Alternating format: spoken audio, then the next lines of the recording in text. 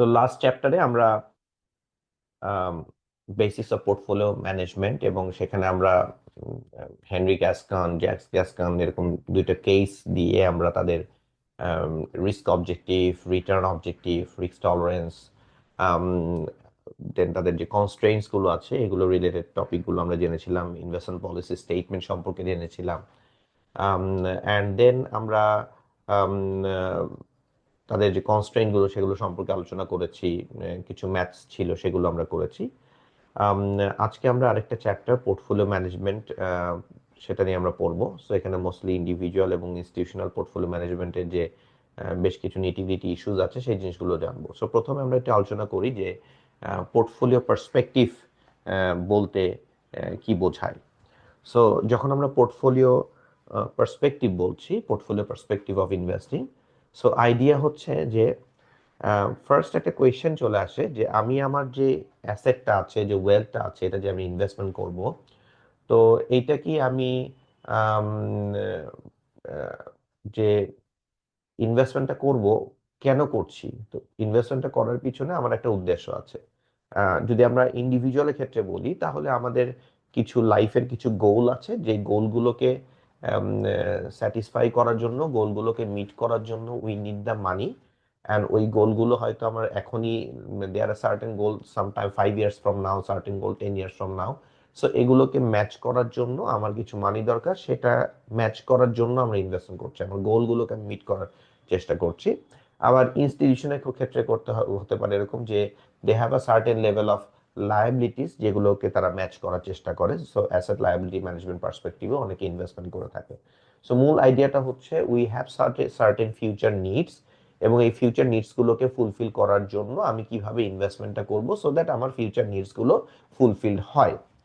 তো for individuals গোলটা হতে পারে রিটায়ারমেন্ট প্ল্যানিং, ফর ইন্ডিভিজুয়ালস এটা হতে পারে like child's education, buying home, buying cars, এগুলো। ফর ইনস্টিটিউশনস এটা হতে পারে যে মেবি দে হ্যাভ একটা pension fund, they have pension liability, so pension liability meet করার জন্য সে ইনভেস্টমেন্ট করছে। অথবা একটা ইন্স্যুরেন্স কোম্পানি তার পলিসি হোল্ডারদের প্রতি তার যে লায়াবিলিটি আছে সেটাকে মিট করার জন্য করছে। অথবা একটা ব্যাংক সে তার হয়তো যে লায়াবিলিটি গুলো সে রেইজ করে ইনভেস্টমেন্ট করছে সেগুলোকে মিট আপ করার পরে তার কোম্পানিতে হয়তো ব্যাংকের প্রফিটেবিলিটি সার্টেন লেভেলে থাকতে হবে, সেরকম একটা টার্গেট থাকে আর কি।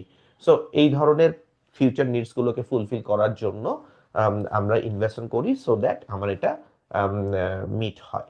এখন একটা ন্যাচারাল কোয়েশ্চেন চলে আসে যে আমি যে ইনভেস্টমেন্ট করব, so should we invest in individual securities evaluating each in isolation, যে একটা ইন্ডিভিজুয়াল সিকিউরিটি ইনভেস্ট করছি এবং ওটাকে আইসোলেটেড ওয়েতে আলাদাভাবে অ্যানালিসিস করছি, এভাবে চিন্তা করব, নাকি এইটা পোর্টফোলিও অ্যাপ্রোচে করব? পোর্টফোলিও অ্যাপ্রোচে করা মানে হচ্ছে আমরা কোন একটা পার্টিকুলার সিকিউরিটিতে আমরা সকল অ্যাসেট ইনভেস্টমেন্ট করব না, যে আমরা যেটা বলে থাকি যে don't put all of your eggs in one basket. At the same time আমরা যখন কোন একটা পার্টিকুলার সিকিউরিটিজ বা অ্যাসেটকে ইভ্যালুয়েট করব, ওইটা আমার ওভারঅল পোর্টফোলিও, ওটা তো ইন্ডিভিজুয়াল রিস্ক রিটার্ন আছে, এর পাশাপাশি ওটা যখন আমার ওভারঅল পোর্টফোলিওর মধ্যে আসবে, how that will interact with my other investments in the portfolio, সেইটাকে মাথায় রেখে আমরা অ্যানালাইসিস করব, সেইটা বিবেচনা করব, তখন আমরা এটাকে আমরা বলি portfolio approach. So portfolio approach বলতে বোঝানো হচ্ছে যে evaluating individual securities not isolately, rather in relation to their contribution to the investment characteristics of the whole portfolio. Overall পোর্টফোলিওতে এটার ইম্প্যাক্টটা কেমন হবে, ওভারঅল পোর্টফোলিওতে রিস্ক কন্ট্রিবিউশনটা কেমন হবে, রিটার্ন কন্ট্রিবিউশনটা কেমন হবে, সেইটা আমরা দেখব। এবং পোর্টফোলিও ম্যানেজমেন্টে আমাদের একটা হোলি গ্রেইল অফ ইনভেস্টিং আমরা বলে থাকি যে আমরা পোর্টফোলিওটা অলওয়েজ ডাইভার্সিফাই করব।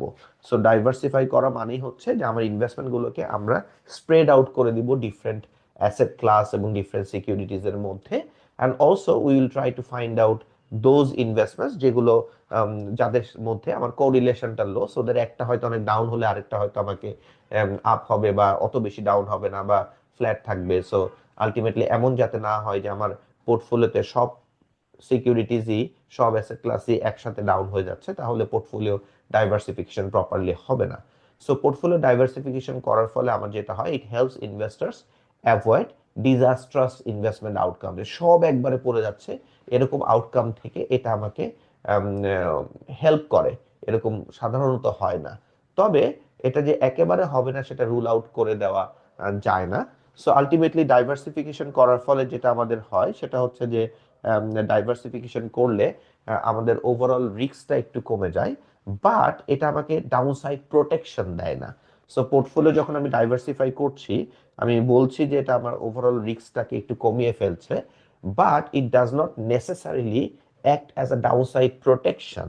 তার মানে হচ্ছে এটা ডাউনসাইডকে প্রোটেক্ট করে না। দেয়ার ক্যান বি সিনারিওস যে আমার পোর্টফোলিওতে স্টক আছে, বন্ড আছে, কমোডিটি আছে, সবই ডাউন হয়ে যাচ্ছে।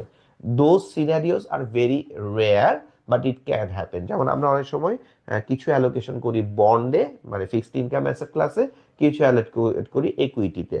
এখন আমরা এক্সপেক্ট করি যখন ইকুইটি মার্কেট ডাউন, মেবি আমার বন্ড মার্কেট আপ অথবা ফ্ল্যাট থাকবে।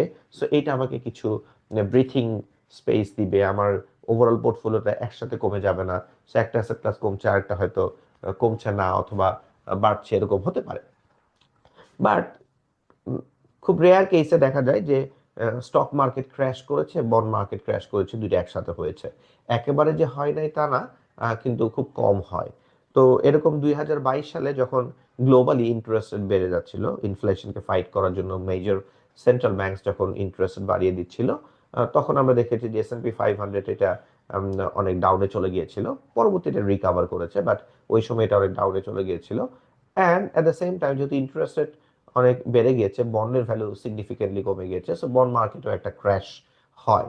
So both stock market and bond market খুব নেগেটিভলি পারফর্ম করে। এরকম পিরিয়ড খুব কম হয়, but it can happen. So portfolio diversification মানে overall risk of the risk কমে যাচ্ছে, কিন্তু এটা আমাকে ডাউনসাইড প্রোটেকশন দিচ্ছে না। সো ডাউনসাইড প্রোটেকশন হবে না ইভেনচুয়ালি। সো ইম্পর্টেন্ট ইস্যু হচ্ছে যে আমরা পোর্টফোলিও যখন তৈরি করব, we will look into the correlation, co movement, but there are cases যখন দুইটাই একসাথে ডাউন হতে পারে। Emergence of modern portfolio theory, এটা নিয়ে আমরা পরবর্তীতে কথা বলবো। হ্যারি মার্কুইজের যে মডার্ন পোর্টফোলিও থিওরি এবং সেখানে ইফিশিয়েন্ট ফ্রন্টিয়ার, সেই জিনিসটা নিয়ে আমরা আলোচনা করব আমাদের ফিউচার টপিকগুলোতে। ইন দিস পার্টিকুলার টপিক আমরা ইনভেস্টমেন্ট ক্লায়েন্টস নিয়ে কথা বলবো, as if you are managing investment clients or advising your clients about investments. So আপনি you are in a role, you are in a investment management position, অথবা you are in an advisory capacity where you are advising your clients. এখন আপনার clients দুই রকম হতে পারে। একটা হতে পারে ইন্ডিভিজুয়াল ইনভেস্টর, ইন্ডিভিজুয়াল ক্লায়েন্ট, আর একটা হতে পারে ইনস্টিটিউশনাল ইনভেস্টার্স ও institutional client. So your job might be advising institutional clients, or your job might be advising individual clients. So individual investor এবং institutional investors এই দুইটা ভাগে ইনভেস্টমেন্ট ক্লায়েন্টকে ভাগ করা হচ্ছে। সো প্রথমে আমরা ইন্ডিভিজুয়াল ইনভেস্টর নিয়ে কথা বলবো, দেন আমরা ইনস্টিটিউশনাল ইনভেস্টর নিয়ে কথা বলবো। তো ইন্ডিভিজুয়াল ইনভেস্টর নিয়ে যখন আমরা কথা বলছি, আমরা কিছুটা ধারণা লাস্ট চ্যাপ্টারে পেয়েছি। আমরা একটা ইন্ডিভিজুয়াল নিয়ে কাজ করছিলাম, হেনরি গ্যাসকান, দেন আরেকটা ইন্ডিভিজুয়াল নিয়ে কাজ করছিলাম, জ্যাক্স গ্যাসকান। উই হ্যাভ সিন যে হেনরি গ্যাসকানের যে সিচুয়েশন অনেক ফেভারেবল, জ্যাক্স গ্যাসকানের সিচুয়েশনটা অত ফেভারেবল না। সো প্রত্যেকটা ইন্ডিভিজুয়াল আলাদা, প্রত্যেকটা ইন্ডিভিজুয়ালের ফাইন্যান্সিয়াল অ্যান্ড সাইকোলজিক্যাল প্রোফাইল আলাদা, প্রত্যেকটা ইনভেস্টরের, প্রত্যেকটা ইন্ডিভিজুয়াল ইনভেস্টরের লাইফের ফিলসফি, গোলস আলাদা। তো এই অনুযায়ী তাদের মোটিভ, তাদের ইচ্ছা, তাদের অবজেক্টিভ, এগুলো ভ্যারি করে। So individual investors have a variety of motives, যে তারা কেন ইনভেস্টমেন্ট করছে, এবং তারা যখন পোর্টফোলিও ফর্ম করে সেটাকে তাদের যে ওভারঅল গোল অফ লাইফ, সেটাকে বাস্তবায়ন করার জন্যই তো তারা পোর্টফোলিওটা তৈরি করবে। এখন কিছু কিছু জিনিস আছে যে very much common among people, যেমন দেয়ার আর, আমরা ইন্ডিভিজুয়াল ইনভেস্টরদের গোলগুলোকে যদি আমরা ডিফাইন করি, তাহলে আমরা সেটাকে একটু দুই ভাগে ভাগ করতে পারি, যে কিছু গোল আছে শর্ট টার্ম অ্যান্ড কিছু গোল আছে লং টার্ম। তো শর্ট টার্ম গোলস এরকম হতে পারে যে আপনার, যেমন আমরা হেনরি গ্যাসকানের ক্ষেত্রে দেখেছিলাম যে তার কিডের বয়স 5, তো সে অ্যাট দ্য এজ অফ 18 কলেজে যাবে। তো সেই এডুকেশন ফান্ডিং করার জন্য সে সেভ করছিল অ্যান্ড ইনভেস্টমেন্ট করছিল। সেটা অবশ্য সেখানে বলা ছিল যে তার রেগুলার ইনকাম থেকেই সে করতে পারবে, বাট অনেকে হয়তো সেটার পারপাসে ইনভেস্টমেন্ট করতে পারে। বাট জ্যাক্স গ্যাসকানের ক্ষেত্রে ছিল তার 4টা কিড ছিল, 12 থেকে 16। সো তার যে ইনভেস্টমেন্ট অবজেক্টিভ ছিল যে কিডসদের এডুকেশন যে কস্ট, সেটাকে যেন সে মিট করতে পারে। আবার আপনার এরকম হতে পারে যে you are saving and investing for a major purchase, হতে পারে একটা ভেহিকল কিনবেন, অথবা হতে পারে একটা আপনি আম, আম, নতুন বিজনেস শুরু করবেন, আর হতে পারে আপনি একটা নিজের ওন হোম কিনবেন বা ফ্ল্যাট কিনবেন। তো সেরকম কিছু গোল আপনার থাকতে পারে। দিজ আর টিপিকলি 5-10 ইয়ার্স এর মধ্যে থাকে, এগুলোকে আমরা একটু শর্ট টার্ম গোল বলছি from a portfolio management perspective. And there are some other goals like long term goal, যেমন say you are age 30 and you are saving and investing for retirement, so you want to retire at 60, so you have a 30 year of time horizon.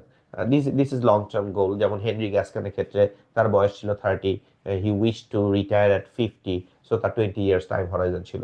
So ইন্ডিভিজুয়ালদের যে গোলগুলো আছে লাইফের objectives, for retirement funding, buying cars, buying flats, maybe ঘোরাঘুরি করার জন্য টাকা পয়সা, অ্যান্ড দেন আপনার এডুকেট বাচ্চা কাচ্চার education expense, this are business start করার জন্য capital, this are basic more or less মানুষের মধ্যে কমন কিছু এই ধরনের গোলগুলো থেকে থাকে, and that's why people save and invest. এখন আমরা এই ইন্ডিভিজুয়াল ইনভেস্টর যখন আমরা পড়ছি, আমরা এরপরে ইনস্টিটিউশনাল পড়বো, তবে একটা জিনিস আমরা এখানে আলোচনা করব, সেটা হচ্ছে পেনশন প্ল্যান। পেনশন প্ল্যানকে দুই ভাগে ভাগ করা হয়, একটা হচ্ছে ডিফাইন্ড কন্ট্রিবিউশন, একটা হচ্ছে ডিফাইন্ড বেনিফিট। তো ডিফাইন্ড কন্ট্রিবিউশনটা ইন্ডিভিজুয়ালের মধ্যে পড়ে যায়, অ্যান্ড ডিফাইন্ড বেনিফিটটা ইনস্টিটিউশনের মধ্যে পড়ে যায়। সো যে কারণে আমরা এখন একটু defined contribution and defined benefit pension plan সম্পর্কে আলোচনা করব। মাথায় রাখবেন যে ডিফাইন্ড কন্ট্রিবিউশনটা ইন্ডিভিজুয়াল আর ডিফাইন্ড বেনিফিটটা institution. So defined contribution and defined benefit, DC plan versus DB plan. So defined contribution pension প্ল্যানের কথা যখন আমরা বলছি, সো ডিফাইন্ড কন্ট্রিবিউশন নামটা খেয়াল করে দেখেন, contribution is defined, defined contribution, তার মানে কন্ট্রিবিউশনটা defined. So defined contribution pension প্ল্যানটা হচ্ছে এমন একটা পেনশন প্ল্যান যেখানে এমপ্লয়িরা প্রতি মাসে বা প্রতি পিরিয়ডে তার স্যালারি থেকে একটা পার্ট কন্ট্রিবিউট করবে। কতটুকু কন্ট্রিবিউট করবে সেটা ডিফাইন, সেটা ইন্ডিভিজুয়াল এমপ্লয়িরা কন্ট্রিবিউট করবে, অ্যান্ড সেম অ্যামাউন্ট এমপ্লয়ারও কন্ট্রিবিউট করবে। এরকম টিপিক্যাল প্ল্যান এরকম হয়।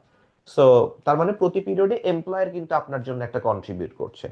ধরেন say you have basic salary of 50,000, so আপনার রুলটা হচ্ছে, ধরেন you will contribute 10% of that 50,000, so 5,000 আপনি কন্ট্রিবিউট করবেন, অ্যান্ড 5,000 আপনার এমপ্লয়ার কন্ট্রিবিউট করবে।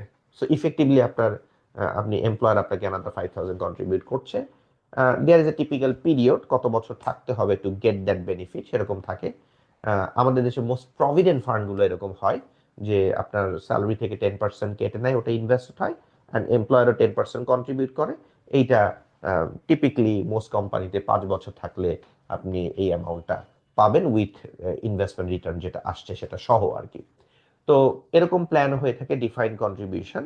সো কন্ট্রিবিউশনটা ডিফাইন, এখন আপনি কত পাবেন, ধরেন আপনি 10 বছর থাকলেন, 10 বছর পর আপনি কত পাবেন সেটা ডিফাইন না, বিকজ সেটা ডিপেন্ড করবে আপনার প্রতি বছরে যে কন্ট্রিবিউশনটা হলো সেটা ইনভেস্টমেন্ট হলো, ইনভেস্টমেন্ট হয়ে ইনভেস্টমেন্টের পারফরমেন্স যদি খুব ভালো হয় তাহলে অনেক বেশি পাবেন, খারাপ হলে কম পাবেন। সো ইনভেস্টমেন্ট পারফরমেন্সের উপর নির্ভর করে। যেহেতু এটা ইনভেস্টমেন্ট পারফরমেন্সের উপরে নির্ভর করে, so the risk of investing is borne by the employees, কারণ খুব ভালো হতে পারে, খারাপ হতে পারে। তো টিপিক্যালি যে সকল pension plan, defined contribution pension plan, সেখানে ডিফারেন্ট টাইপস অফ ইনভেস্টমেন্ট তারা করে থাকে, like low risk, moderate risk, high risk. তারা এমপ্লয়ীদেরকে চয়েসেস দেয়। আমাদের দেশে প্রভিডেন্ট ফান্ডের ক্ষেত্রে থাকে না, but defined contribution pension plan যেগুলো রেকগনাইজড ওয়ার্ল্ড ওয়াইড, সেগুলোতে আপনি দেখবেন যে চয়েস থাকে, এবং ওখানে এমপ্লয়ি চুজ করে যে আমার রিস্ক নেয়ার এবিলিটি অ্যান্ড উইলিংনেস, আমার রিস্ক টলারেন্স অনুযায়ী আমি কি লো রিস্কটা চুজ করব, নাকি ভেরি হাই রিস্কটা চুজ করব, নাকি মডারেটটা চুজ করে, এরকম তারা চুজ করে আর কি। যেহেতু ইন্ডিভিজুয়াল এখানে চুজ করছে এবং ইন্ডিভিজুয়াল এটা রিস্কটাকে বরণ করছে, বিয়ার করছে, এই কারণে এটাকে ইন্ডিভিজুয়াল ইনভেস্টরের মধ্যে ফেলে দেওয়া হয়, ইন্ডিভিজুয়াল ইনভেস্টর ক্যাটাগরিতে পড়ে যায়। এমপ্লয়ারের আসলে কন্ট্রিবিউশন করার পরে আর কোনো দায় দায়িত্ব নাই, বিকজ এটা ডিপেন্ড করবে ইনভেস্টমেন্ট পারফরমেন্সের উপর। টিপিক্যালি কোম্পানিজ এই ইনভেস্টমেন্টটা বিভিন্ন অ্যাসেট ম্যানেজমেন্ট কোম্পানিকে আউটসোর্স করে দেয় টু ডু দ্যাট, বিকজ কোম্পানির যে বিজনেস মডেল সেখানে তো তাদের ওই এক্সপার্টিসটা নাও থাকতে পারে বা না থাকারই কথা। সো তারা এটাকে অ্যাসেট ম্যানেজমেন্ট কোম্পানিদেরকে এটা আউটসোর্স করে দিবে টু ম্যানেজ দ্যার ফান্ড, মানে তাদের জন্য ফান্ড ক্রিয়েট করা হবে বা তাদের ফান্ডে তারা ইনভেস্টমেন্টটা করবে। হাউএভার এমপ্লয়ার এখানে তাদের এমপ্লয়ীদেরকে কিছুটা এডুকেট করতে পারে in terms of choosing and understanding their risk, নেয়ার এবিলিটি, উইলিংনেস, এবং সেই অনুযায়ী তারা তাদের চুজটা করবে যে আমি কি লো রিস্কে যাব নাকি হাই রিস্কে যাব নাকি মডারেট রিস্কে যাবো অ্যান্ড সো অন। আর আরেকটা পেনশন প্ল্যান আছে যেটার নাম হচ্ছে ডিফাইন্ড বেনিফিট পেনশন প্ল্যান, যেটা ইনস্টিটিউশনাল ইনভেস্টরের মধ্যে পড়ে যায়। তার কারণ হচ্ছে সেখানে বেনিফিটটা ডিফাইন। সো যখন আমরা ডিফাইন্ড বেনিফিটটার কথা বললাম, সো আলটিমেটলি আমাদের যে বেনিফিটটা থাকবে সেই বেনিফিটটা define, define not by amount but define by a formula.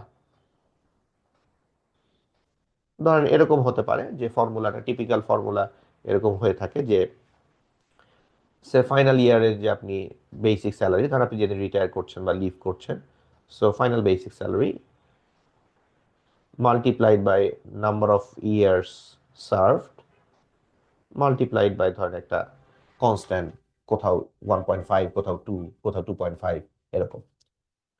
So এই ফর্মুলা দ্বারা এটা ডিফাইন। ধরেন ফর্মুলাটা এরকম যে final salary multiplied by number of years multiplied by 2। So someone ধরেন যখন রিটায়ার করছে, ধরলাম তার বেসিক স্যালারি ইজ 200,000, সে ধরেন 25 ইয়ার্স কাজ করেছে, মাল্টিপ্লাইড বাই 2, তাহলে 25 মাল্টিপ্লাইড বাই 2 মানে হচ্ছে 50, 50 মাল্টিপ্লাইড বাই 2 লাখ মানে 1 কোটি টাকা। সো 25 বছর কাজ করার পরে সে যখন লিভ করবে as a defined benefit plan হিসেবে সে 1 কোটি টাকা পাবে। এটা define because this defined by formula. এখন এই 1 কোটি টাকা দিতে তাকে কোম্পানি বাধ্য। তো যেহেতু কোম্পানি বাধ্য, কোম্পানি এটার জন্য কিছু টাকা পয়সা সেট অ্যাসাইড করে রাখবে এবং সেটা ইনভেস্টমেন্ট করবে সো দ্যাট কোম্পানির এই লায়াবিলিটিটা সে মিট করতে পারে। এখন সেখানে ইনভেস্টমেন্ট করলো, ইনভেস্টমেন্ট পারফরমেন্স যদি খারাপ হয়, স্টিল কিছু করার নাই because company is liable to pay 1 crore। So company একটা লোন নিলে তার যেমন একটা লায়াবিলিটি থাকে, তেমনি এখানেও তার জন্য এটা এমপ্লয়ীদের প্রতি তার একটা লায়াবিলিটি। সে টিপিকলি তার যে অব্লিগেশনগুলো সেটাকে ফান্ডিং করবে থ্রু কন্ট্রিবিউশন অ্যান্ড ইনভেস্টমেন্টের মাধ্যমে, যেটা ডিফাইন্ড বেনিফিট পোর্টফোলিও হিসেবে থাকবে, এবং ওইটার অবজেক্টিভ হবে তার এই অব্লিগেশনগুলোকে মিট করা। সো কোনো কারণে শর্টফল হলে কোম্পানিকে তার নিজস্ব অপারেটিং ইনকাম থেকে এটা কন্ট্রিবিউট করে তাকে দিতে হবে। সো আলটিমেটলি এমপ্লয়ীদের রিস্কটা নিতে হচ্ছে না এবং সেই অনুযায়ী কোম্পানি ইনভেস্টমেন্ট করছে। সো যেহেতু দ্য বেনিফিট ইজ ডিফাইন্ড এবং the risk is borne by employer, তো এটাকে ইনস্টিটিউশনাল ইনভেস্টমেন্ট ক্যাটাগরিতে পড়ে যায়। So in a typical defined benefit pension plan, employer has an obligation to pay a certain annual amount to its employees when they retire. যখন retire করছে তখন একটা amount তাকে দিতে হচ্ছে। সো ফিউচার যে বেনিফিট, সেই বেনিফিটটা ডিফাইন, অ্যান্ড আমি অলরেডি বলেছি, দেখিয়েছি যে it is defined by a formula.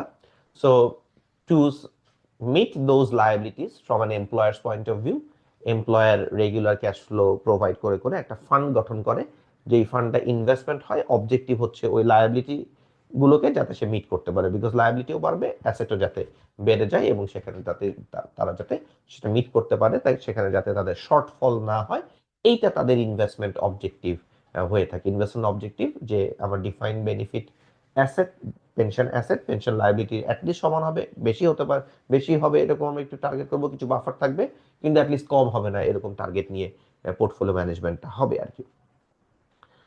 So defined benefit is under the category of institutional investment by institutional investor. Institutional investor আরো হতে পারে লাইক এন্ডাউমেন্টস অথবা ফাউন্ডেশনস। সো আমরা এখন এন্ডাউমেন্টস অ্যান্ড ফাউন্ডেশনস নিয়ে কথা বলবো। আপনারা বিভিন্ন ইউনিভার্সিটির এন্ডাউমেন্ট ফান্ড দেখে থাকবেন, যেটার মাধ্যমে সার্টেন ক্যাটাগরি অফ স্টুডেন্টসদেরকে স্কলারশিপ প্রোভাইড করা হয়।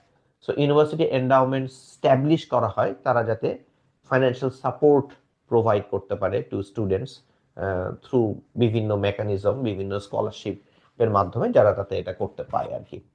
সো এই এন্ডাওমেন্ট গুলো সাইজ ওয়াইজ ভ্যারি করতে পারে, কোনোটা অনেক বড় এন্ডাওমেন্ট হতে পারে, কোনোটা ছোট এন্ডাওমেন্ট হতে পারে, বাট মূল অবজেক্টিভ অফ দোজ এন্ডাওমেন্ট হচ্ছে প্রতি বছর তারা সার্টেন অ্যামাউন্টে স্কলারশিপ প্রোভাইড করতে চায়।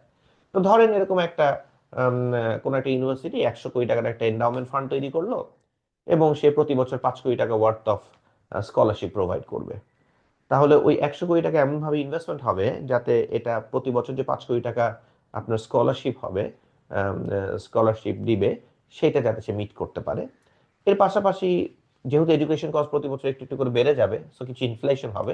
So education inflation, say for example education inflation যদি 3% হয়ে থাকে, তাহলে তারা টার্গেট করবে যে 100 কোটি টাকা ফান্ড আর যাতে তার পারচেজিং পাওয়ারটাও বজায় থাকে। সো 3% ইনফ্লেশন অ্যান্ড 5% তারা প্রতি বছর খরচ করবে। সো রাফলি 8% তারা যদি আর্ন করতে পারে, তাহলে ফান্ডটার পারচেজিং পাওয়ারও বজায় থাকে, অ্যাট দ্য সেম টাইম তার টার্গেট যে স্কলারশিপ দেওয়া সেটাও সে পারে। এভাবে চলতে থাকলে তারা লং টার্ম ধরে, সুপার লং টার্ম ধরে এই স্কলারশিপটা তারা প্রোভাইড করতেই পারবে, চলতেই থাকবে। তো এই কারণে টিপিক্যাল এন্ডাওমেন্ট এদের টাইম হরাইজন হয় অনেক লং। তাদের কিছু স্পেন্ডিং কমিটমেন্ট থাকে প্রতি বছর তারা কিরকম স্কলারশিপ প্রোভাইড করবে, ওই স্পেন্ডিং কমিটমেন্টটা যাতে তারা আর্ন করতে পারে এটা তার ইনভেস্টমেন্ট অবজেক্টিভের মধ্যে থাকে। অ্যাট দ্য সেম টাইম প্রতি বছর যে স্লাইট ইনফ্লেশন হচ্ছে, এই ইনফ্লেশনটা যারা তারা ম্যানেজ মানে পারচেজিং পাওয়ারটা যাতে ফান্ডটা বজায় থাকে আর কি। এই ধরনের ইনভেস্টমেন্ট অবজেক্টিভ থাকে সাধারণত এন্ডাওমেন্টে। আর ফাউন্ডেশন যেটা হয় সেটা হচ্ছে ফাউন্ডেশন গুলো গঠন করা হয় maybe to provide some support to your future generation, সেটা হতে পারে। আবার অনেক ফিলান্থ্রপিক রিজনেও হতে পারে। যে ধরেন someone is a very rich person, ধরেন বিল গেটস টাইপ পারসন।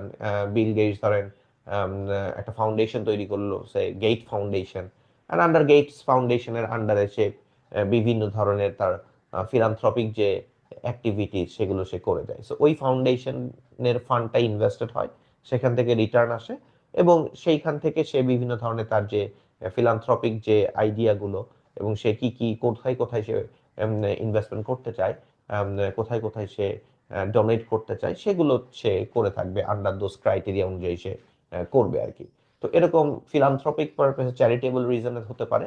আবার এরকম হতে পারে যে someone is a very wealthy person, তার অনেক ওয়েলথ হয়েছে, তো they want to pass on that wealth to their future generation. তার হয়তো হচ্ছে একটা ছেলে আছে, একটা মেয়ে আছে, দে আর টু ইয়াং, হয়তো 18, 19, 20 বছর বয়স। সে মনে করছে আমি তো বিলিয়নিয়ার, আমার হয়তো $5 বিলিয়ন ওয়ার্থ অফ অ্যাসেট আছে, আমি হয়তো এর মধ্যে $2 বিলিয়ন আমার ছেলে মেয়েদেরকে দিয়ে দিতে চাই। বাট অ্যাট 18 বছর বা 19 বছর বয়সে একটা ছেলে বা মেয়ে যদি $2 বিলিয়ন পায়, এটাকে সে কিভাবে ম্যানেজ করবে এটা হয়তো সে এখনো শিখে নাই। সে হয়তো মিস ইউজ করতে পারে, ওভার স্পেন্ড করতে পারে, সেটাকে নষ্ট করে ফেলতে পারে, সে বিপথে চলে যেতে পারে। তো সে হয়তো মনে করছে যে তার ছেলে মেয়েরা এখনো ওই ক্যাপাসিটিটা হয় নাই। সো ডাইরেক্টলি তাদের in the hand of their, তাদের হাতে ওই $2 বিলিয়ন তাদের কর্তৃত্বে না দিয়ে he can create a foundation. So যে ফাউন্ডেশনটা একটা সার্টেন অবজেক্টিভ অনুযায়ী ম্যানেজ হবে, এবং প্রতি বছর একটা সার্টেন অ্যামাউন্ট ওই ফাউন্ডেশন থেকে ছেলেমেয়েরা পেতে থাকবে। So they do not have the asset control, তারা অ্যাসেটটা নিজেরা ম্যানেজ করতে হচ্ছে না। অ্যাসেটটা হয়তো একটা প্রফেশনাল ফান্ড ম্যানেজমেন্ট কোম্পানি দিয়ে বা একের অধিক প্রফেশনাল ফান্ড ম্যানেজমেন্ট কোম্পানি দিয়ে ম্যানেজ হচ্ছে, অ্যান্ড তার যে বেনিফিশিয়ারি ছেলেমেয়েরা তারা রেগুলার বেসিস এখান থেকে পাচ্ছে। এরকম করেও অনেকে ফাউন্ডেশন তৈরি করে থাকে। সো ফাউন্ডেশনগুলোও সাধারণত অবজেক্টিভ হয় যে তার কিছু স্পেন্ডিং কমিটমেন্ট আছে, সেই স্পেন্ডিং কমিটমেন্টগুলো সে করবে পার্টিকুলার পারপাসে, এবং over a long periods of time ধরে এই ফান্ডটা পারচেজিং পাওয়ারটা বজায় থাকবে, এবং এটা সুপার লং টার্ম ধরে এটা ইনভেস্টমেন্ট হবে, এরকম হতে পারে আর কি। তাহলে এন্ডাওমেন্টস অ্যান্ড ফাউন্ডেশন কিছুটা সিমিলার। এন্ডাওমেন্টসটা স্পেসিফিকলি ইউনিভার্সিটি এন্ডাওমেন্টস যে স্কলারশিপের জন্য হয়, ফাউন্ডেশন মাল্টিপল পারপাসে হতে পারে, ফিলান্থ্রপিকও হতে পারে, নন ফিলান্থ্রপিকও হতে পারে। তো সোফার আমরা ইনস্টিটিউশনাল ইনভেস্টরের মধ্যে আমরা ডিফাইন্ড বেনিফিট পেনশন প্ল্যানের কথা বললাম, অ্যান্ড দেন এন্ডাওমেন্টসের কথা বললাম, অ্যান্ড ফাউন্ডেশনের কথা বললাম। এরপরে আরেকটা ইনস্টিটিউশনাল ইনভেস্টরের কথা আমরা বলবো, যেটা হচ্ছে banks. So bank typically creates portfolio, ব্যাংকের অ্যাসেট থাকে। সো ব্যাংকের যে বিজনেস মডেল সেটা অনুযায়ী তারা ইনভেস্টমেন্ট করবে। সো ব্যাংকের বিজনেস মডেল ফার্স্টে আমাদেরকে বুঝতে হবে। So what banks do, bank accept deposits and extend loans. That is their primary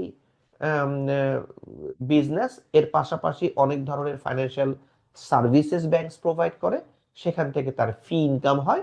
এর পাশাপাশি ব্যাংক তার যে সারপ্লাস অ্যাসেটগুলো আছে সেগুলো সে ইনভেস্টমেন্ট করে, সেখান থেকে ইনভেস্টমেন্ট ইনকাম হয়। So typically they accept deposits and loans, এবং দেখা যায় যে ব্যাংকের যে একটা ব্যালেন্স শিট, সেই ব্যালেন্স শিটের একটা বিশাল পোর্শন থাকে তার ডিপোজিটস অ্যান্ড আদার লায়াবিলিটিস, তার ইকুইটি পোর্শনটা অনেক কম থাকে। যে কারণে আমরা ব্যাংককে বলি লেভার্ড অর্গানাইজেশন বা লেভারেজড অর্গানাইজেশন। সো একটা ব্যাংকের যদি অ্যাসেট সাইজ হয় 100 টাকা, তার হয়তো আপনি দেখবেন যে 9 থেকে 10 টাকার মতো হয়তো অ্যাসেট আছে ফর এক্সাম্পল, একুইটি আছে ফর এক্সাম্পল, তাহলে বাকি 90 টাকাই হচ্ছে তার হচ্ছে লায়াবিলিটিস। সো অনেক বেশি লেভার্ড, হাইলি লেভার্ড অর্গানাইজেশন। যেহেতু bank is a very highly levered organisation, bank can not take very high risk, অনেক বেশি রিস্কি অ্যাক্টিভিটিসে ব্যাংক যেতে পারবে না। অ্যান্ড অলসো ব্যাংক যে ইনভেস্টমেন্ট গুলো করছে তার ফান্ডিং সোর্সেসটা যেহেতু mostly predominantly deposits and mostly short term deposits, তো তার মানে হচ্ছে ডিপোজিট গুলোর ম্যাচুরিটি ইজ ভেরি শর্ট, 6 মাস 1 বছর এরকম আর কি। কিন্তু সে ইনভেস্টমেন্ট করছে একটু লঙ্গার পিরিয়ডের জন্য, হয়তো 5 বছরের একটা ইনস্ট্রুমেন্ট ইনভেস্টমেন্ট করলো, 5 বছরের জন্য লোন দিল, 2 বছরের জন্য লোন দিল, 1 বছরের জন্য লোন দিল, হয়তো কিছু প্রজেক্ট ফাইন্যান্সিং করলো, 10 বছরের জন্য লোন দিল। So typically the business of bank হচ্ছে borrow short term and lend long term. So there is a mismatch of asset versus liability. অ্যাসেটের ডিউরেশনটা লং, লায়াবিলিটি ডিউরেশনটা শর্ট। এই মিসম্যাচটা অনেক বেশি হলে ব্যাংকের রিস্ক অনেক বেশি হয়ে যাবে, এবং যদি তার এগেইনস্টে মার্কেট মুভ করে ব্যাংক ক্যান গো ব্যাংকরাপ্ট। এই কারণে ব্যাংক অনেক বেশি রিস্ক, মাত্রা অতিরিক্ত রিস্ক নিতে পারবে না। ব্যাংক কতটুকু রিস্ক নিতে পারবে ম্যাক্সিমাম, সেটা নিয়ে অনেক ধরনের রেগুলেশন থাকে সেন্ট্রাল ব্যাংকের, ওই রেগুলেশন গুলোকে সব মেনটেন করে ব্যাংকে ইনভেস্টমেন্ট করতে হয়। সো যেহেতু ব্যাংকের শর্ট টার্ম লায়াবিলিটি নিয়ে ডিল করে এবং সেগুলো ইনভেস্টমেন্ট করছে, এন্ড শর্ট টার্ম লায়াবিলিটি গুলো will be due very soon, এই কারণে ব্যাংক অনেক বেশি হাই ডিউরেশন অ্যাসেট বা লঙ্গার টার্মে ইনভেস্টমেন্ট করার ক্ষেত্রে ব্যাংকের কিছু সীমাবদ্ধতা থাকে, এবং অনেক বেশি রিস্কি অ্যাক্টিভিটিসে ব্যাংক যায় না, বিকজ তার যেহেতু লায়াবিলিটির উপরে সে যেহেতু ভেরি হাইলি লেভারেড, একুইটি কম, লেভারেজ অনেক বেশি, সো লো রিস্ক ইনভেস্টমেন্ট সাধারণত করে থাকবে। সো ব্যাংকস, একটা bank equity market typically very risky, একটা ব্যাংক একুইটি মার্কেটে কতটুকু ইনভেস্টমেন্ট করতে পারবে সেটা সেন্ট্রাল ব্যাংকের রেগুলেশন থাকে, সর্বোচ্চ কত পার্সেন্ট ইনভেস্টমেন্ট করতে পারবে। এই রেস্ট্রিকশন গুলো দেয়াই হয় যাতে ব্যাংক কনসারভেটিভ ওয়েতে ইনভেস্টমেন্ট করে। এন্ড টিপিক্যালি ব্যাংকের ইনভেস্টমেন্টের মধ্যে fixed income asset class dominated থাকে, because equity is more volatile and risky. So low risk and low duration অ্যাসেটে এবং ভেরি লিকুইড যাতে হয়, মানে খুব তাড়াতাড়ি যেন আমি আমার ইনভেস্টমেন্টটাকে ক্যাশে রূপান্তর করতে পারি, এই ধরনের ইনভেস্টমেন্টে ব্যাংকের ফোকাসটা বেশি হবে, বিকজ ব্যাংকের রিস্ক টলারেন্সটা অত বেশি হাই হবে না, লো রিস্ক টলারেন্স থাকবে, লো রিস্ক ইনভেস্টমেন্ট গুলো করবে। আর যেহেতু লো রিস্ক ইনভেস্টমেন্ট করবে, রিটার্নও একটু লো হবে, but because of the leverage return on equity বেড়ে যেতে পারে লেভারেজের কারণে। ব্যাংকের পরে আমরা আলোচনা করব insurance company. So insurance company যেটা হয় সেটা হলো যে there are two types of insurance company. একটা হচ্ছে যে লাইফ ইন্স্যুরেন্স কোম্পানি, আর একটা হচ্ছে নন লাইফ বা প্রপার্টি অ্যান্ড ক্যাজুয়ালিটি ইন্স্যুরেন্স আগে বলতো, এখন নন লাইফ ইন্স্যুরেন্স বলে থাকে। সো ইন্স্যুরেন্স কোম্পানিজ, লাইফ হোক আর নন লাইফ হোক, they receive premiums. So insurance companies receive premiums for the policies they underwrite. So they underwrite insurance policies, সেখান থেকে তারা প্রিমিয়াম পাচ্ছে, ওই প্রিমিয়ামটাই তারা ইনভেস্টমেন্ট করছে। So they need to invest those premiums in a manner so that তার policy এগেইনস্টে যে ক্লেইমগুলো আছে সেই ক্লেইমগুলো যাতে সে মিট করতে পারে।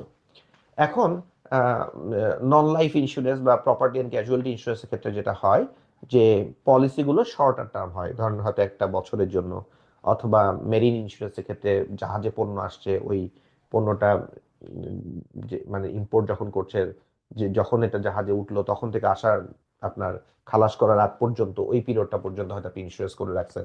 এরকম খুব শর্টার পিরিয়ডের জন্য দেখা যায় ইন্স্যুরেন্স হয়।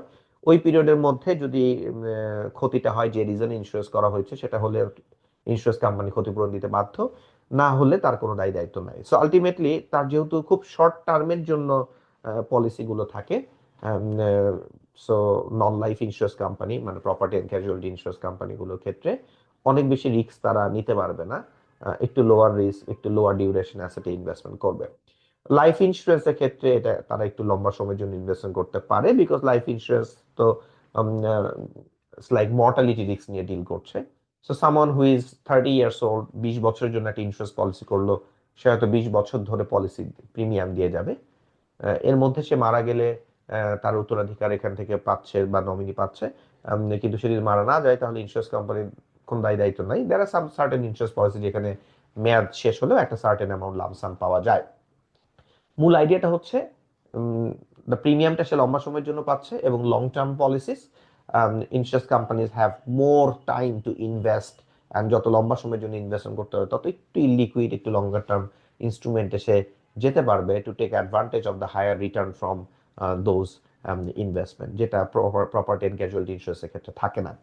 তো আলটিমেটলি লাইফ ইন্স্যুরেন্সের ক্ষেত্রে তাদের রিস্ক নেওয়ার উইলিংনেস অ্যান্ড এবিলিটি একটু হায়ার হবে কম্পেয়ার টু নন লাইফ অথবা compare to bank, but still যেহেতু তার লায়াবিলিটিস থাকবে, অনেক বেশি রিস্ক নিতে পারবে না, কিছুটা কনসারভেটিভ ওয়েতে সে ইনভেস্টমেন্ট করবে, বাট কিছুটা লঙ্গার টার্ম ইনস্ট্রুমেন্টে সে ইনভেস্টমেন্ট করবে। So that is how insurance companies objective থাকে যে আমার যে প্রিমিয়ামগুলো পাচ্ছি সেগুলো থেকে আমি ইনভেস্টমেন্ট করব in order to satisfy the claims that I have, সেই ক্লেইমগুলোকে আমরা স্যাটিসফাই করার চেষ্টা করব। এরপরে ইনভেস্টমেন্ট কোম্পানিজ মানে হচ্ছে যে বিভিন্ন ইনভেস্টমেন্ট ম্যানেজমেন্ট কোম্পানিজ বা অ্যাসেট ম্যানেজমেন্ট কোম্পানিজ, যারা সাধারণত mutual funds, exchange traded funds, sovereign wealth funds, এগুলো বিভিন্ন ধরনের ফান্ড ইনভেস্টমেন্ট করে থাকে। তো সেগুলো নিয়ে আমরা অনেক ডিটেইলে আলোচনা করব, তার আগে আমরা একটু সভরিন ওয়েলথ ফান্ড নিয়ে কথা বলি। সো সভরিন ওয়েলথ ফান্ডস এটা হচ্ছে government owned investment fund. So কিছু কিছু গভর্নমেন্ট আছে যাদের বাজেট সারপ্লাস থাকে, অনেক গভর্নমেন্টই আছে বাজেট ডেফিসিট রান করে। যারা বাজেট ডেফিসিট রান করে দে need to borrow money from others. আর দেয়ার আর কান্ট্রিজ যাদের অনেক বেশি গভর্নমেন্টের রেভিনিউ আছে, স্পেশালি যারা ন্যাচারাল রিসোর্সেসে যাদের অনেক বেশি অনেক অনেক বেশি ন্যাচারাল রিসোর্সেস যাদের আছে, লাইক মিডল ইস্ট কান্ট্রিজ ধরেন, অথবা রাশিয়া অথবা নরওয়ে। সো হোয়াট হ্যাপেন্স, ওদের যেহেতু অনেক বেশি তেলের মজুদ আছে, সো অয়েল বিক্রি করে তারা অনেক রেভিনিউ আর্ন করে, তাদের যে কান্ট্রির যে এক্সপেন্ডিচার তার চেয়ে অনেক বেশি তাদের ইনকাম। সো এক্সপেন্ডিচার মিট করার পরেও তাদের অনেক সারপ্লাস থাকে। এই সারপ্লাসটা তার কান্ট্রিতে যে ইনভেস্টমেন্ট দরকার সেটা অলরেডি সে করে ফেলেছে, তার জন্য সে টাকা অ্যালোকেট করে ফেলেছে, যে সারপ্লাস সেটা কি করবে, সেটা সে ইনভেস্টমেন্ট করে। সো ইনভেস্টমেন্ট করার জন্য সে একটা ফান্ড ক্রিয়েট করে, যেটাকে আমরা বলছি sovereign wealth fund, and typically that fund is being manage by international high quality asset managers, যারা এই ফান্ডগুলো ম্যানেজ করে থাকে। যেমন এখানে একটা উদাহরণ দেওয়া হচ্ছে যে in 2009 the largest Abu Dhabi Investment Authority, that was the funded with oil revenues, that was one of the largest sovereign wealth funds, 627 billion that time 2009. This is 2026. Many of the sovereign wealth funds size আপনি আরো অনেক বড় দেখবেন। So এই ফান্ডগুলো সাধারণত investment করা হয় to generate some revenue return, যেটা হয়তো তার ফিউচার যে জেনারেশন আছে তাদেরকে তারা মিট করতে পারবে। So some funds have establish to invest revenues from finite natural resources যেমন oil, others manage foreign exchange reserves, অনেকের হয়তো কারেন্ট অ্যাকাউন্টে সারপ্লাস থাকতে পারে, like they import less export more, so সেই ফরেন এক্সচেঞ্জের রিজার্ভ সেটা তারা ইনভেস্টমেন্ট করতে পারে। Some funds are quite transparent in nature, তারা ডিসক্লোজ করে যে তাদের ইনভেস্টমেন্টগুলো কোথায় কোথায় আছে। সো এই জিনিসটা আপনি দেখতে পারবেন, যেমন Norwegian wealth funds, sovereign wealth fund, তারা বিভিন্ন দেশে ইনভেস্টমেন্ট করে। আপনি যদি তাদের ওয়েবসাইটে যান, তাদের ইনফরমেশনগুলো যান, আপনি দেখতে পারবেন যে তাদের বেশ কিছু ইনভেস্টমেন্ট বিভিন্ন দেশে আছে, আমাদের দেশেও আছে। এই যে আমরা সোফার বিভিন্ন ইনভেস্টমেন্ট নিয়ে আমরা পড়লাম, তো খেয়াল করে দেখবেন যে আমরা যদি এভাবে চিন্তা করি, for example say bank, insurance, তারপরে এন্ডাওমেন্টস, ফাউন্ডেশনস, তো টিপিক্যালি দেখবেন যে ব্যাংকের রিস্ক টলারেন্সটা লো, ইন্স্যুরেন্স কোম্পানির নন লাইফের লো, অ্যান্ড লাইফের ক্ষেত্রে নন লাইফের তুলনায় high, but still low compare to endowment and foundation. Endowment তারা অনেক লম্বা সময়ের জন্য ইনভেস্ট করতে পারে এবং তার স্পেন্ডিং রিকোয়ারমেন্ট টোটাল আসলে ভেরি স্মল পার্ট থাকে, এছাড়া আর কোনো লায়াবিলিটি নাই। তো দেখা যায় যে ফাউন্ডেশন এবং এন্ডাওমেন্ট তাদের রিস্ক টলারেন্সটা অনেক হাই থাকে, তারা টিপিক্যালি ভেরি লং টার্মে ইনভেস্টমেন্ট করতে পারে। সো ফাউন্ডেশনও লং টার্ম, ইন্স্যুরেন্সও লং টার্ম,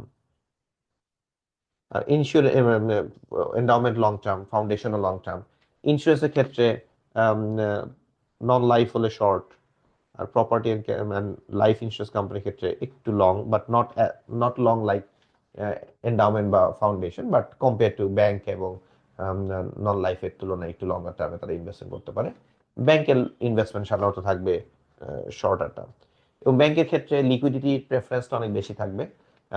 এন্ডাওমেন্ট এবং ফাউন্ডেশনের ক্ষেত্রে অত লিকুইড অ্যাসেটে ইনভেস্টমেন্ট করার দরকার নাই, বিকজ তাদের স্পেন্ডিং কমিটমেন্টটা very small compare to the total asset size. Insurance কোম্পানির লিকুইডিটি সাধারণত একটু থাকবে, লিকুইড অ্যাসেটে ইনভেস্টমেন্ট করবে, স্পেশালি নন লাইফ ইন্স্যুরেন্স কোম্পানির ক্ষেত্রে।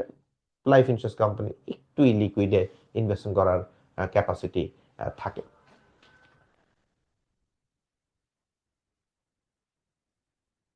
এই পর্যন্ত আপনাদের কোনো কোয়েশ্চেন আছে কিনা?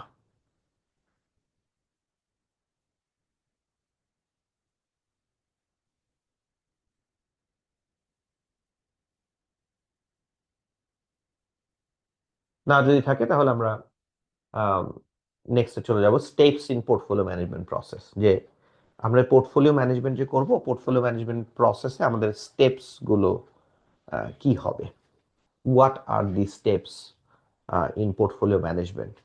সো ফার্স্ট স্টেপ হচ্ছে প্ল্যানিং স্টেপ, যেটা আমরা ফার্স্ট ক্লাসে আলোচনা করে ফেলেছি, যে you have to understand the client, you have to understand the clients needs, you have to understand the ক্লায়েন্টসের return objective, risk tolerance and so on. So এই জিনিসগুলো হচ্ছে আপনার প্ল্যানিং স্টেপে হবে, and based on your understanding with the clients you will create an IPS, investment policy statement, যেটা আমরা আগের চ্যাপ্টারে আলোচনা করেছি। ইনভেস্টমেন্ট পলিসি স্টেটমেন্টে কি কি বিষয় থাকে সেই জিনিসগুলো নিয়ে আমরা আলোচনা করেছি এবং উদাহরণও দিয়েছি, এবং একটা লাস্ট ইনভেস্টমেন্ট পলিসি স্টেটমেন্ট তৈরি করার জন্য আমরা হেনরি গ্যাসকানের একটা ইনভেস্টমেন্ট পলিসি তৈরি করার একটা এক্সাম্পল আমরা দেখেছি। So that these are actually up to creating that investment policy statement. These are planning step আছে। এর পরের স্টেপটা হচ্ছে এক্সিকিউশন স্টেপ। সো এক্সিকিউশন স্টেপে যেটা হয় যে আপনি যা প্ল্যান করেছেন সেটাকে আপনি এক্সিকিউট করতে হবে। তো এক্সিকিউশন স্টেপে দেয়ার আর 3 স্টেপস। একটা হচ্ছে you have to decide on asset allocation, এগুলো আমরা আলোচনা করেছি গত ক্লাসে, যে you decide how much of your investment will be into fixed income, how much of your investment will be into equity, how much of your investment into alternative asset class, এটা you will decide.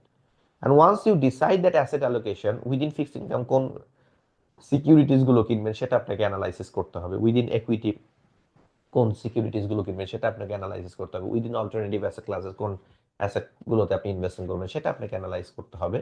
So এগুলোকে আমরা, এই প্রসেসটাকে আমরা বলছি security analysis.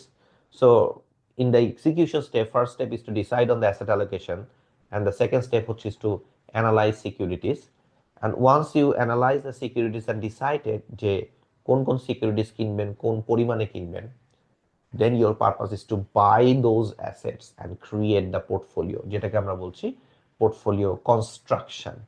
So third step under the execution step, আপনার কাজ হবে পোর্টফোলিওটাকে কনস্ট্রাক্ট করা। and once you have created that portfolio, এরপর আমরা এটাকে মনিটর করব। আমার পোর্টফোলিওতে যে ওয়েট আছে সেই ওয়েট থেকে যদি অনেক ডেভিয়েটেড হয়ে যায়, প্রিভিয়াস ওয়েটে চলে আসবো, যেগুলোকে আমরা বলছি রিব্যালেন্সিং করব। সো মনিটর করব অ্যান্ড রিব্যালেন্সিং করব। রিব্যালেন্সিং সম্পর্কে আমরা গত ক্লাসে আলোচনা করেছি। অ্যান্ড ওয়ান্স একটা সার্টেন পিরিয়ড পর পর আমরা যে পোর্টফোলিও ম্যানেজ করলাম সেটার যে পারফরমেন্স, এটাকে মেজার করব অ্যান্ড পারফরমেন্সটাকে রিপোর্ট করব।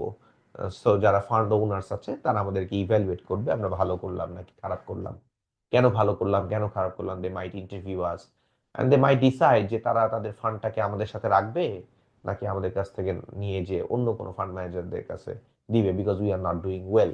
তো এই জাতীয় অ্যানালাইসিস গুলো তারা করে থাকে। আমাদের কাজ হবে একটু পারফরমেন্সটাকে মেজার করা, রিপোর্ট করা, অ্যান্ড অলসো কনভিন্স করা তাদেরকে যে they keep their funds with us. So এই জিনিসগুলো এখানে আমরা আলোচনা করলাম। আমরা যখন অ্যানালিসিস করি, আমরা দুই ধরনের অ্যানালিসিস হয়, একটা নাম হচ্ছে টপ ডাউন অ্যানালিসিস আর একটা হচ্ছে bottom up analysis. Top down অ্যানালিসিসে যেটা করা হয় সেটা হচ্ছে যে you start from the economic analysis, so global economy, local economy, then from your economic analysis থেকে you go to industry analysis, industry analysis থেকে কোম্পানি অ্যানালিসিস করে you buy securities. So start from the economy, then industry, then company. This is called top down. Bottom up অ্যানালাইসিসে যেটা করা হয়, you directly start with a company analysis. So company analysis শুরু করেন আপনি, দেন আপনি company যে অনেকগুলো কোম্পানি অ্যানালাইসিস করছেন সেই কোম্পানিগুলোকে কম্প্রাইজ করে একটা ইন্ডাস্ট্রি হচ্ছে, দেন সেখান থেকে আপনি ইন্ডাস্ট্রিতে আসেন, দেন ইন্ডাস্ট্রি থেকে আপনি ইকোনমির দিকে যান। সো এইভাবে যখন আমরা করি তখন আমরা এটাকে বলে থাকি bottom up analysis. Security analysis হচ্ছে ইন্ডিভিজুয়াল সিকিউরিটি অ্যানালাইসিস। আমাদের যেহেতু এই টপিকটা হচ্ছে portfolio management and security analysis, আমরা ফার্স্ট ভাগে পোর্টফোলিও ম্যানেজমেন্টটা পড়ছি, সেকেন্ড ভাগে আমরা সিকিউরিটি অ্যানালাইসিসটা পড়বো। সো এটা আমরা অনেক ডিটেইলে আলোচনা করব। পোর্টফোলিও কনস্ট্রাকশন তো বললাম যে লাস্ট স্টেপ আমরা করব। যারা এই ফান্ডগুলো ম্যানেজ করে থাকে বা অ্যানালাইসিস করে থাকে, কোম্পানিগুলোকে বা ফার্মগুলোকে আমরা দুই ভাগে ভাগ করি, একটা হচ্ছে বাই সাইড ফার্ম আর একটা হচ্ছে sell side firm. Buy side firm হচ্ছে ইনভেস্টমেন্ট ম্যানেজমেন্ট কোম্পানিগুলো, যারা নিজেদের পোর্টফোলিওটাকে ম্যানেজ করছে, তাদের ক্লায়েন্ট পোর্টফোলিও অথবা তাদের নিজেদের portfolio. So investment management companies যারা, ধরে এটা হতে পারে mutual fund, mutual fund manage করে, হতে পারে প্রপার্টির ইনভেস্টমেন্ট, লাইক একটা ব্যাংকের পোর্টফোলিও ম্যানেজার বা একটা ইন্স্যুরেন্স কোম্পানি পোর্টফোলিও ম্যানেজার। এরা সবাই হচ্ছে buy side firm, because they are doing the investment management. তারা বিভিন্ন ব্রোকারেজের রিসার্চ ডিপার্টমেন্টের কাছ থেকে রিসার্চ বাই করতে পারে। ইনভেস্টমেন্ট ব্যাংকার তাদেরকে আইপিওতে নতুন সিকিউরিটিজ আসলে সেগুলো সেল করতে পারে। নতুন কোনো বন্ড ইস্যু নিয়ে কাজ করলে ইনভেস্টমেন্ট ব্যাংকাররা তাদের কাছে পিচ করতে পারে যে এই বন্ডটা আপনারা কিনতে পারেন, ওই বন্ডটা আপনারা কিনতে পারেন। সো এই investment bankers, brokerage firms, they are actually selling their services to the buy side firm. So buy side ফার্মরা এই ব্রোকারেজ বা এই ইনভেস্টমেন্ট ব্যাংকিং কোম্পানিগুলোর কাছ থেকে সার্ভিসেস বাই করছে। সো আলটিমেটলি তাহলে দেখা যায় যে এই যারা brokerage firms and investment banking এ আছে, তারা তাদের সার্ভিসেস রিসার্চ সেল করছে to the buy side firm. So তাদেরকে বলা হচ্ছে sell side firm. So brokerage company, brokerage firms, investment banking unit, এদেরকে আমরা সেল সাইড ফার্ম হিসেবে অভিহিত করি, because they are selling their services to the buy side firm. Third স্টেপে তো আমরা অলরেডি বললাম যে ফিডব্যাক স্টেপে আমরা মনিটরিং এন্ড রিব্যালেন্সিং করবো, যেগুলো নিয়ে আমরা লাস্ট ক্লাসে আলোচনা অলরেডি করে ফেলেছি। এখন আমরা আমাদের নতুন একটা টপিকে চলে আসবো, যেটা আমরা ইনভেস্টমেন্ট কোম্পানিজ বলছিলাম। ইনভেস্টমেন্ট কোম্পানিজ গুলো সাধারণত বিভিন্ন ধরনের ফান্ড ম্যানেজ করে থাকে। তার মধ্যে আমরা এক ধরনের ফান্ড বলছি যেটাকে বলছে পুলড ইনভেস্টমেন্ট ফান্ড, মানে পুলড ইনভেস্টমেন্টস। পুলড ইনভেস্টমেন্টস এর কথা যখনই চলে আসে তখনই যে নামটা চলে আসে সেটা হচ্ছে mutual fund. So pulled investment মানে কি? পুল ইনভেস্টমেন্ট মানে হচ্ছে অনেকের টাকাগুলোকে একত্রিত করে একটা ফান্ড গঠন করা হচ্ছে, করে ইনভেস্টমেন্ট হচ্ছে। আমি আপনি সবাই কিছু না কিছু কন্ট্রিবিউট করেছি, কিছু না কিছু অ্যামাউন্ট ইনভেস্টমেন্ট করেছি। ওই ফান্ডের যে পারফরমেন্স, ওই ফান্ডে আমার একটা প্রোরাটা অ্যামাউন্ট আমি পাবো আর কি। মানে হচ্ছে ফান্ডের সাইজ যদি হয় 100 কোটি টাকা, আমি যদি 1 কোটি টাকা কন্ট্রিবিউট করে থাকি, তাহলে এই ফান্ড যা রিটার্ন করবে তার 100 ভাগের 1 ভাগ আমার। So pooled investments হচ্ছে commingled investment pool in which investors in the fund each have a pro rata claim. প্রত্যেকটা investor they have a pro rata claim on the income and value. এই ফান্ডের যে ভ্যালু এবং income generate হচ্ছে এবং value বাড়ছে বা কমছে, সেখানে আমার একটা প্রো রাটা ক্লেম আছে। সো মিউচুয়াল ফান্ডটার ভ্যালু ডিপেন্ড করে মিউচুয়াল ফান্ড যেখানে ইনভেস্টমেন্ট করছে সেই অ্যাসেটগুলোর ভ্যালু কেমন বাড়লো, সেখান থেকে তার লায়াবিলিটিগুলো সে বাদ দেয়। লায়াবিলিটি টিপিক্যালি কিছু ফান্ড ম্যানেজমেন্টের যে এক্সপেন্সেস, ম্যানেজমেন্ট ফিজ, ট্রাস্টি ফিজ, কাস্টোডিয়ান ফিজ, এগুলো যতক্ষণ পর্যন্ত সে দেয় নাই ততক্ষণ পর্যন্ত এগুলো লায়াবিলিটি। ওগুলো বাদ দেওয়ার পরে একটা ভ্যালু পায়, যে ভ্যালুটাকে বলা হয় নেট অ্যাসেট ভ্যালু। এই নেট অ্যাসেট ভ্যালুতে আমরা যারা ইনভেস্টমেন্ট করেছি তাদের প্রোরাটা ক্লেম আছে। সো এই নেট অ্যাসেট ভ্যালুটা ডেইলি বেসিসে ক্যালকুলেটেড হয়। So it is computed on a daily basis on closing price. দিন শেষে যে ক্লোজিং প্রাইসটা হচ্ছে সেটার বেসিসে প্রতিদিন নেট অ্যাসেট ভ্যালুটা ক্যালকুলেশন হচ্ছে এবং পাবলিশড হচ্ছে। So the fund can be set up as an open end fund অথবা ক্লোজড এন্ড ফান্ড। আমরা যে পুলড ইনভেস্টমেন্ট ফান্ডটা গঠন করব, তো সেটা আমি দুইটা স্ট্রাকচার আছে, একটা হচ্ছে ওপেন এন্ড স্ট্রাকচার আর একটা হচ্ছে ক্লোজড এন্ড স্ট্রাকচার। সো এই দুইটা স্ট্রাকচারের যে কোনো একটা ভাবে আমরা করতে পারি এবং সেই স্ট্রাকচারটা সম্পর্কে আমরা জানবো। সো ফার্স্টে আমরা ওপেন এন্ড ফান্ড বা ওপেন এন্ড ফান্ড স্ট্রাকচার সম্পর্কে জানবো। ওপেন এন্ড ফান্ড নাম শুনেই বোঝা যাচ্ছে যে ফান্ডটা open. Open to what? Open to new investors. মানে ধরেন আমি একটা 100 কোটি টাকার ফান্ড গঠন করব, তো আমি বিভিন্ন ইনভেস্টরদের কাছ থেকে ফান্ড রেইজ করে 100 কোটি টাকা গঠন করে ইনভেস্টমেন্ট শুরু করলাম। কিছুদিন পর সামওয়ান নিউ অথবা এক্সিস্টিং কেউ এসে বললো আমি আরো 1 কোটি টাকা ইনভেস্টমেন্ট করব। তো তার জন্য ফান্ডটা ওপেন কিনা, তার কাছ থেকে টাকা নিতে পারবে কিনা। ওপেন এন্ড ফান্ড পারবে। সো ওপেন এন্ড ফান্ডে নতুন ইনভেস্টরকে আমরা ইনক্লুড করতে পারি। নতুন ইনভেস্টর যখন আসবে তখন ফান্ডের যে নেট অ্যাসেট ভ্যালু পার শেয়ার, ধরেন আমরা 100 কোটি টাকা ইনভেস্টমেন্ট করে 110 কোটি হয়ে গেছে। সো প্রত্যেকটা ইউনিটের প্রাইস ছিল 10 টাকা, যেটা হয়ে গেছে 11 টাকা। এখন নতুন যে কিনবে সে ধরেন 1 লক্ষ ইউনিট কিনবে, তাহলে তার 1 লক্ষ ইউনিট এখন যেহেতু নেট অ্যাসেট ভ্যালু 11, তাকে 11 টাকা করে 1 লক্ষ মানে 11 লক্ষ টাকা দিয়ে সে 1 লক্ষ ইউনিট সে কিনতে পারবে। সো নতুন ইউনিট যখন ইস্যু করা হচ্ছে সবসময়ই ফান্ডের যে এক্সিস্টিং নেট অ্যাসেট ভ্যালু ওই প্রাইসেই ইস্যু হবে। আবার ধরেন এটা আমরা ফান্ডটা ইনভেস্টমেন্ট করে 100 কোটি টাকা আমরা 120 কোটি টাকা হয়ে গেছে। এখন একজন হয়তো 5 লক্ষ ইউনিট কিনেছিল, 10 টাকা করেই কিনেছিল, তার 50 লক্ষ টাকা ইনভেস্টমেন্ট ছিল। এখন তো প্রতিটি ইউনিটের প্রাইস 10 টাকা থেকে 12 টাকা হয়ে গিয়েছে। তো যার 5 লক্ষ ইউনিট ছিল তার এখন ইনভেস্টমেন্ট ভ্যালু হচ্ছে 60 লক্ষ টাকা।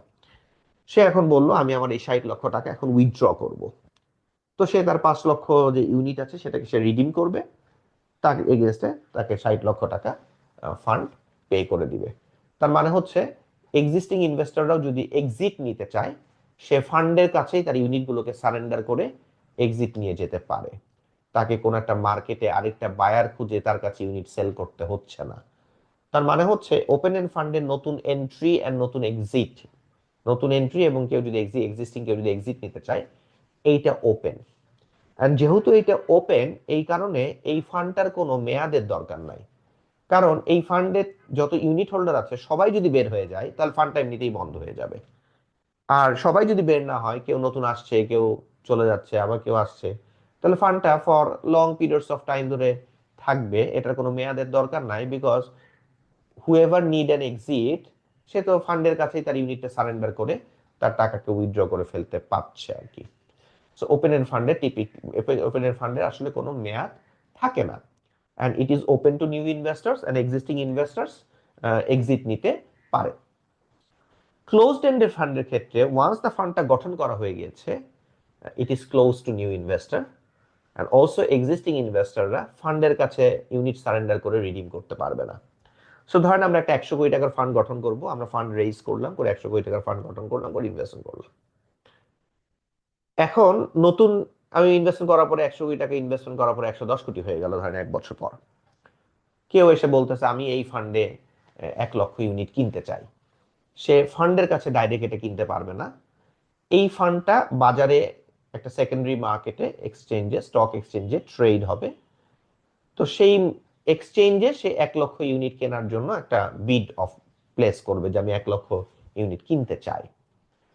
আবার এক্সিস্টিং যারা ইউনিট হোল্ডার আছে, কেউ হয়তো 2 লক্ষ ইউনিট সেল করতে চায়, সে ফান্ডের কাছে সারেন্ডার করে সেল করতে পারবে না like open end fund. So সেও এক্সচেঞ্জে যে সেল করার জন্য একটা অফার দিবে যে আমি 2 লক্ষ ইউনিট সেল করতে চাই। তো ওপেন এন্ড ফান্ডে যেটা হয় যে এই নতুন ইউনিট ক্রিয়েশন আর নতুন এক্সিস্টিং ইউনিট সারেন্ডার এটা সবসময় যে market net asset value, market ভ্যালুতে যে নেট অ্যাসেট ভ্যালু প্রতিনিয়ত ক্যালকুলেট হচ্ছে সেটাতেই হয়। ক্লোজড এন্ড ফান্ডের ক্ষেত্রে এটা ডিপেন্ড করবে, যেহেতু যে বিক্রি করতে চাচ্ছে সে একটা অফার দিচ্ছে, যে কিনতে চাচ্ছে সে একটা বিড প্লেস করছে থ্রু অ্যান স্টক এক্সচেঞ্জ। তো কত প্রাইসে আসলে এটা এক্সিকিউট হবে এটা ডিপেন্ড করবে demand and supply. So if there are too many investors want to get out, then there will be more supply, prices might go down from the net asset value. আবার if there is too much demand, বায়ের demand অনেক বেশি, সেলের demand অনেক কম, তখন the prices might go up and it might go up from the net asset value থেকে বেশিও হতে পারে কমও হতে পারে। তো দেখা যায় যে ক্লোজড এন্ড ফান্ডটার বাজারে প্রাইসটা সাপ্লাই এবং ডিমান্ডের উপরে নির্ভর করে, আর যেহেতু এটা সাপ্লাই এন্ড ডিমান্ডের উপরে নির্ভর করে, in the market sometimes supply demand ইমব্যালেন্সেস হয় এবং prices can be different from the net asset value which is the true value of the fund, so sometimes এটা প্রিমিয়ামে, সামটাইমস এটা ডিসকাউন্টে থাকতে পারে। Discount is more common, but slide discount is okay, but অনেক বেশি discount is anomaly বলা যায়। So যেহেতু এক্সিস্টিং ইনভেস্টররা এক্সিট নিতে পারছে না, ফান্ডে কাছে সারেন্ডার করতে পারছেন না, সে কারণে টিপিকলি ক্লোজড এন্ড ফান্ডের একটা মেয়াদ থাকবে। আমাদের দেশে এটা 10 ইয়ার্স। সো আলটিমেটলি একটা মেয়াদ থাকবে, এত বছরের জন্য ফান্ডটা গঠন করা হচ্ছে, মেয়াদ শেষে ফান্ডটা ইউজুয়ালি ডিসলভ হয়ে যাবে অ্যান্ড যার যার যত ক্লেইম সেটা পরিশোধ করে ফেলা হবে। If investors want through voting mechanism, there can be scenario depending on the country law অনুযায়ী যে এই এক্সিস্টিং ক্লোজড এন্ড ফান্ডটাকে ওপেন এন্ডে কনভার্ট করাও যেতে পারে, অ্যাজ লং অ্যাজ ইনভেস্টররা চাচ্ছে। তাতে সমস্যা নাই, বিকজ ওপেন এন্ডে কনভার্ট হলেও যারা এক্সিট নিতে চায় তারা খুব ইজিলি এক্সিট নিতে পারবে।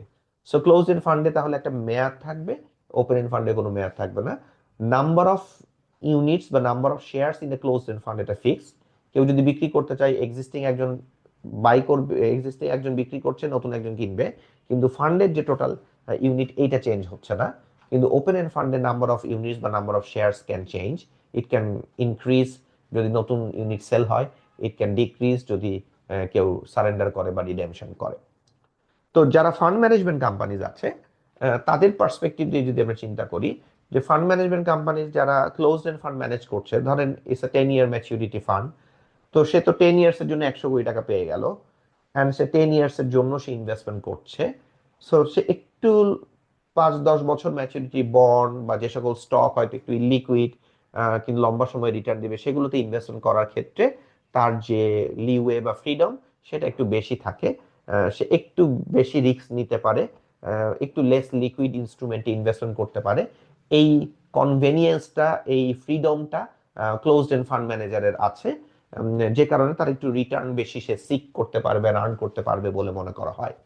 ওপেন এন্ড ফান্ডের ক্ষেত্রে I don't know whenever someone will come and surrender their securities and I will be force to sell my portfolio and redeem the money. And also এই রিডেমশনের জন্য কিছু amount, সবসময় আমি কিছু লিকুইড অ্যামাউন্ট মেনটেন করার চেষ্টা করব।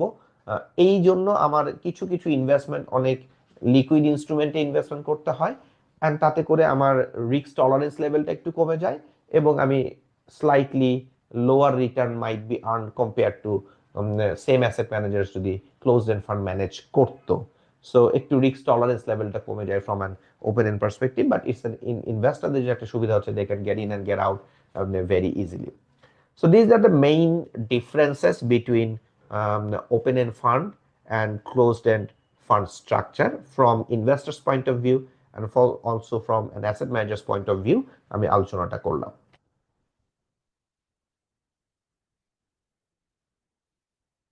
Any questions from open end and closed end fund?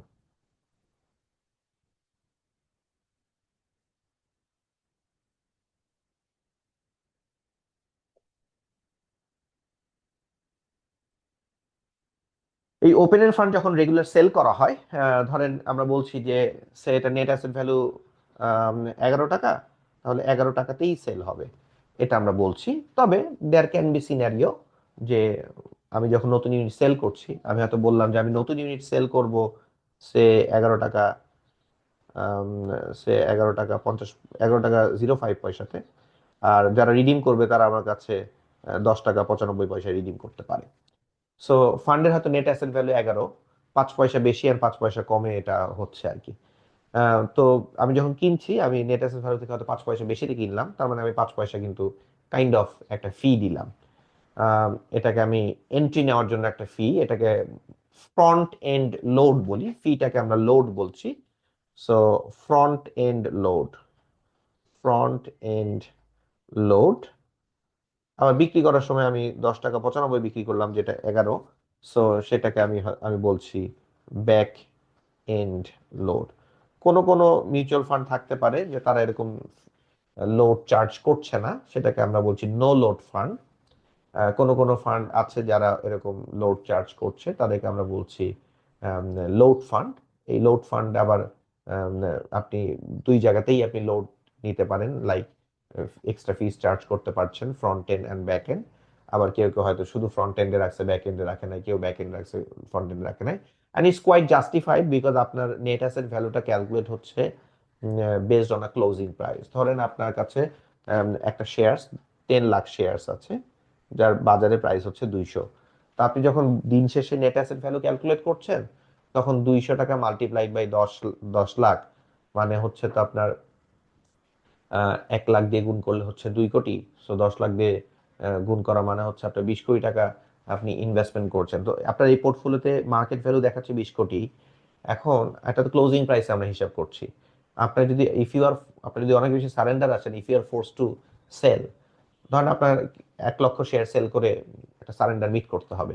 এখন 1 লক্ষ শেয়ার যে আপনি 200 টাকায় বিক্রি করতে পারবেন তার কোনো গ্যারান্টি নাই। আপনার সেলিং প্রেশারে হয়তো প্রাইস একটু কমে যেতে পারে, যে কারণে আলটিমেটলি তখন কিন্তু এটা এক্সিস্টিং যারা ইউনিট হোল্ডার্স আছে তারা লুজার্স হবে। এই কারণে একটু লোড থাকাটা ইজ কোয়াইট জাস্টিফাইড, বাট এটা অনেক বেশি থাকলে একটু ইনভেস্টরদের জন্য অসুবিধা, এবং যদি অনেক বেশি থাকে তখন পোটেনশিয়াল যারা ইনভেস্টর্স হচ্ছে they might be discouraged as well. So usually এটা একটা রেঞ্জের মধ্যে থাকে, টিপিক্যালি কম থাকে, অ্যান্ড রেগুলেশনও থাকে ম্যাক্সিমাম কত আপনি রাখতে পারবেন।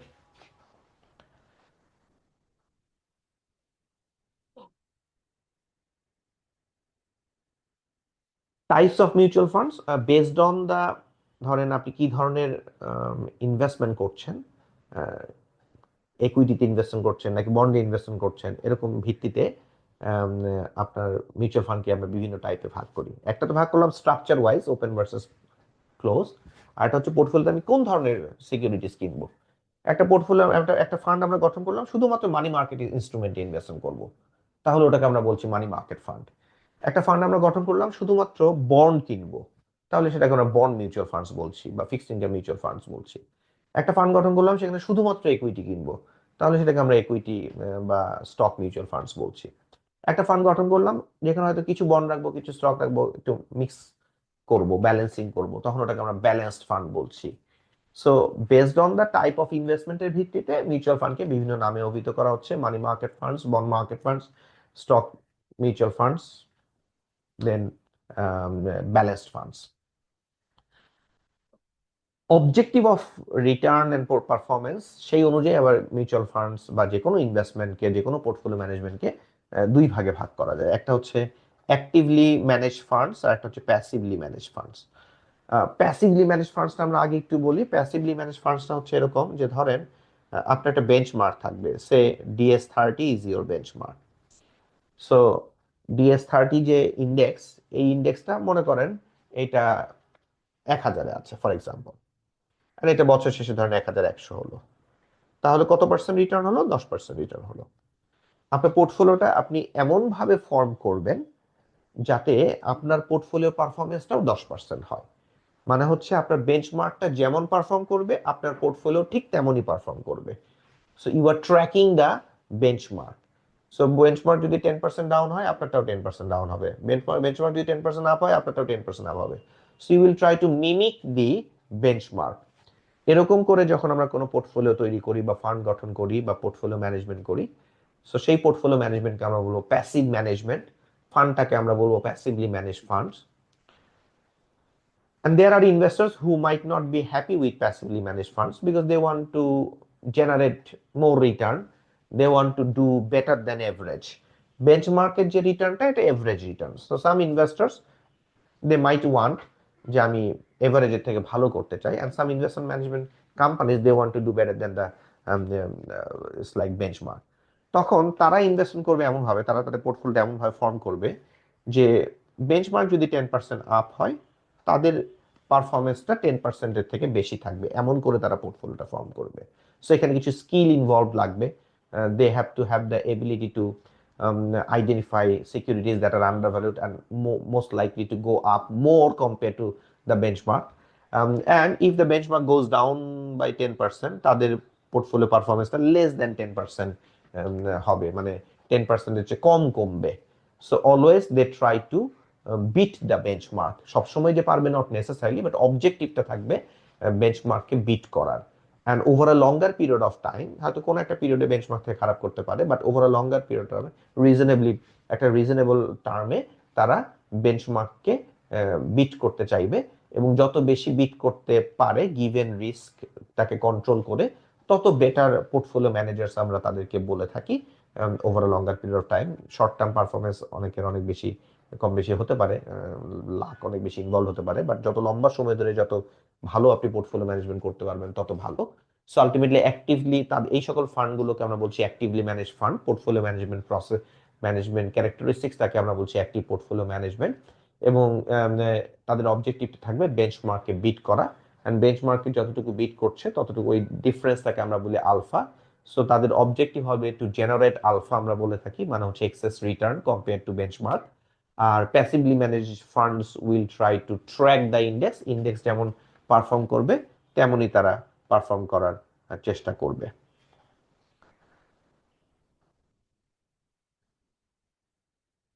তাহলে আমরা আজকে মিউচুয়াল ফান্ড সম্পর্কে জানলাম। মিউচুয়াল ফান্ডস এর মধ্যে আমরা দুইটা স্ট্রাকচার সম্পর্কে জেনেছি, open end structure and close end structure.